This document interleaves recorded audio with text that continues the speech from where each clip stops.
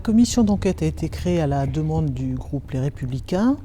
Elle a pour objet à la fois de faire la clarté sur la manière dont on calcule et dont on publie les chiffres du chômage en France et de faire également une comparaison avec ce qui existe notamment dans le reste de l'Europe en matière de communication sur les chiffres de l'emploi et en matière de politique de l'emploi et de résultats sur les chiffres du chômage.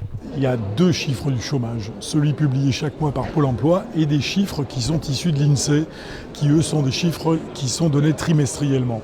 Donc on va essayer effectivement de mieux comprendre comment ces chiffres sont calculés. Je pense qu'on a besoin d'y voir clair, voir peut-être s'il y a une meilleure manière d'apprécier les choses. Nous avons commencé la commission d'enquête par un certain nombre d'auditions qui visaient à établir justement la méthodologie retenue par Pôle emploi et par l'INSEE pour leur calcul et pour leur publication de chiffres.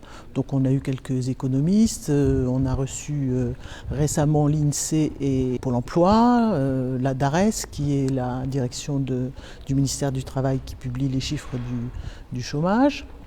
Nous allons également auditionner un certain nombre de représentants de pays européens pour avoir leur position et recueillir leur expérience en la matière. Le chômage est un sujet important pour tout le monde. On a auditionné Pôle emploi.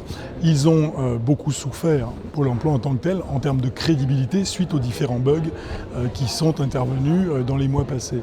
Et donc le Parlement a souhaité comprendre pourquoi ces bugs ont eu lieu et si effectivement on peut avoir toute confiance en les chiffres qui sont publiés et voir si on peut améliorer les choses tout simplement. Le calendrier, donc nous avons démarré je crois que c'est le 25 avril ou quelque chose comme ça, et nous avons donc jusqu'au 25 octobre pour rendre les résultats de l'enquête.